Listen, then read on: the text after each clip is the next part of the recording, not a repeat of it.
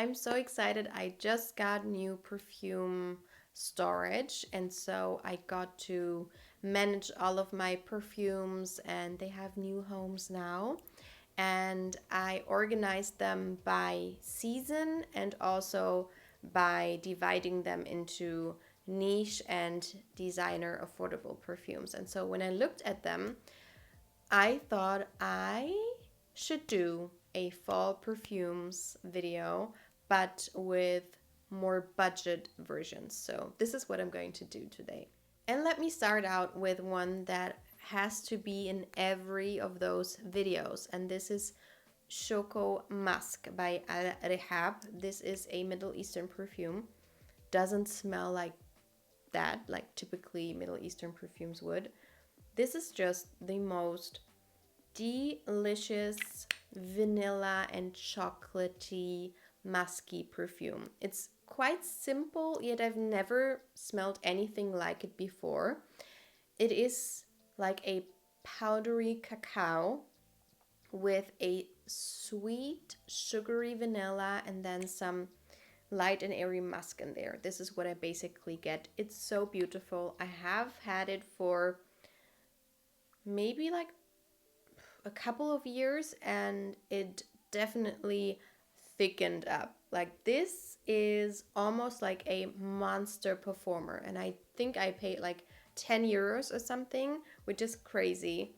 This is so affordable. It smells so good. This is one of my favorite gourmands in my collection, period. But of course, when you look at the price point, it's even better.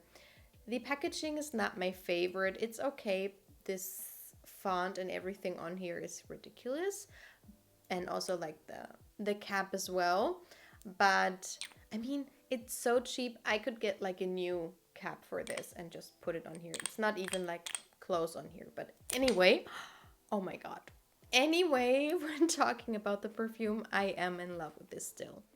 Let's talk about a perfume mist as well. But you could get the perfume, of course. This is Sweet Tooth by Sabrina Carpenter. I got the perfume mist because I wasn't too sure how I would like it and I wanted to have the option first. But I do like it.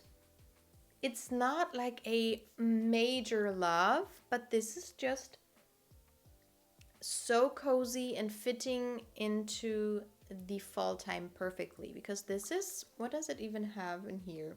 It says candied ginger, chocolate marshmallow, milky vanilla, chantilly cream. So it is definitely gourmand. I get something sandalwoody. It's quite creamy and milky. And definitely like a more plasticky, airy kind of vanilla. I don't get any ginger at all. I don't really get chocolate at all.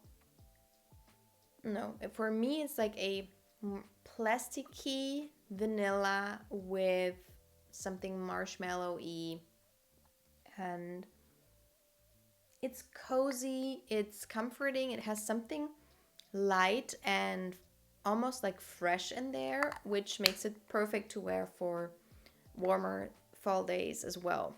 But you could wear it in winter time as well. So I think it's just an easy grab. It's a gourmand that's not like heavy smelling or too edible smelling. It's like a fresh, light version of a gourmand vanilla scent.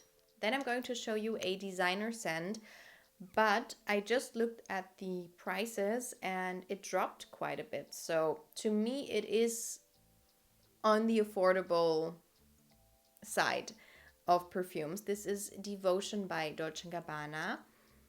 And this is a very simple perfume as well. It's basically a candied lemon perfume. If you like lemony perfumes and you want something sugary sweet, this is exactly what you get.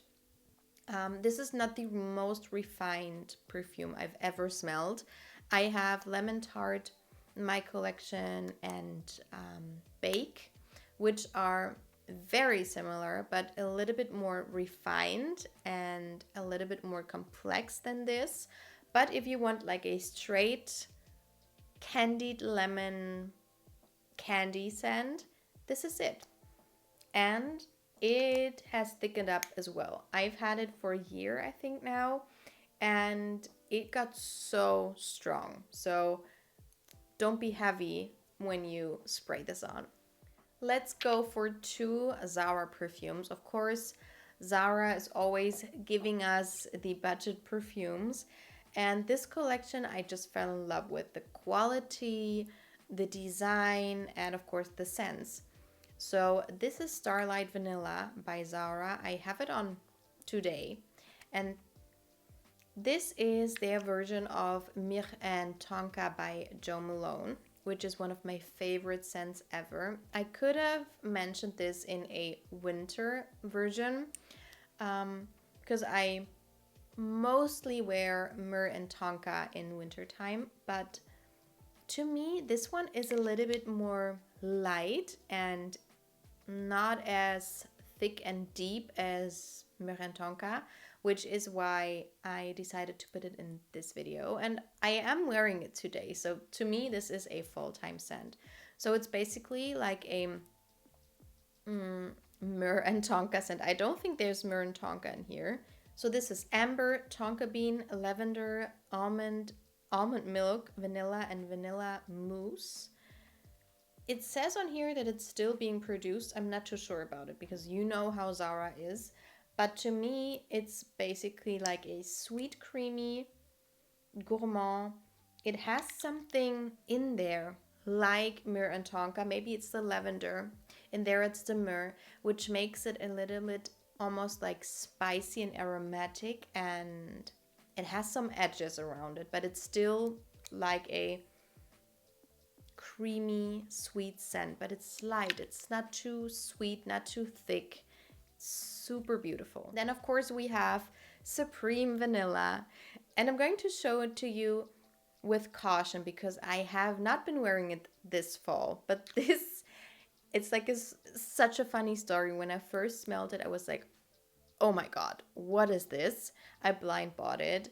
Then I let it sit for a couple of weeks or even months, I'm not too sure anymore, and I fell in love with it and I couldn't put it down, and finished up a bottle in like 2 weeks and got a new one, and this one is almost empty as well. So this is a vanilla, like thick vanilla perfume, but with an ink note in it, which is very interesting, makes it smell very niche, but also I feel like 50% think it smells incredible and 50% thinks it smells atrocious and horrible, which I was on both sides. So now that I smell it from here, I'm like, it's like on the verge of being like, I'm not too sure about it anymore. But on my skin, it can be like a total different story. So I have to try it the next couple of days to see how I feel about it. But if you see it in stores, smell it, test it on your hand, and tell me what you think about it. Because this is a performer. This has such a good performance, especially when you let it sit for a couple of weeks or even a month. It's going to be so strong for such little money, and it's a very unique kind of vanilla perfume. Then I have another perfume mist, which is my favorite of all time. So you might have guessed it, but this one has to be in my fall perfume recommendations for affordable perfumes. This is 59 Cheirosa 59 from Sol de Janeiro, a violet, sugared, vanilla, and sheer sandalwood scent. This is, it just hits every time. This is the most cozy, comforting scent. It smells so good. It's like an airy, sugary, burnt sugary kind of scent with a beautiful creamy sandalwood and these quite elegant, powdery, but not too classy smelling violets. It's so good. It's not juvenile smelling at all, but still feels cozy and creamy and beautiful. Performance is not the best, and it's not getting a lot more stronger once you let it sit. But for a perfumist, it's totally fine. I wear it as my bedtime scent almost every night, and I can smell myself in the morning. So it is quite a good performer when you think of a perfumist. And also, if I spray my pajama, it's going to smell for months. It's going to smell for months. It's going to smell for days until I wash it again. Das erzähle ich da. And lastly, I have one of my favorite scents, it seems, from 2024. This is Avenue London by Grandeur. Grandeur, not too sure. This is a Middle Eastern perfume brand, and this perfume is so good. So this one, I looked up the notes because it's a little bit more complex than most of these. It has lychee in there, blackcurrant, jasmine, rose, ambroxan, moss, musk, praline, vanilla. It basically, to me, smells like a fresh, fruity, more approachable version of Baccarat Rouge by MFK. Actually, first let me tell you, the bottle is insane. I love it. Middle Eastern perfume bottles a lot of times look very out there and too much, and this one is so weighty. It has this milk glass. I love the stone cap and how heavy it is. The perfume itself is so nicely blended, has quite a performance, smells like a niche perfume, and Baccarat Rouge is a perfume I cannot spray every single day, and this one I was just craving a lot, so I have quite a dent in it already.